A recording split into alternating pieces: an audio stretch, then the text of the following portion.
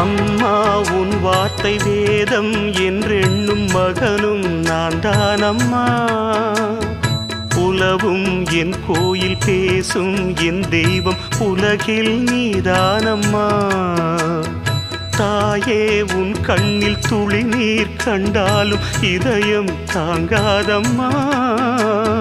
ஏதோ உன் நெஞ்சில் துயரம் என்றாலும் விழிகள் தூங்காதம்மா. வண்ணமுகம் வாடி நிற்க பார்த்ததில்லை நானும் என்னாலும்.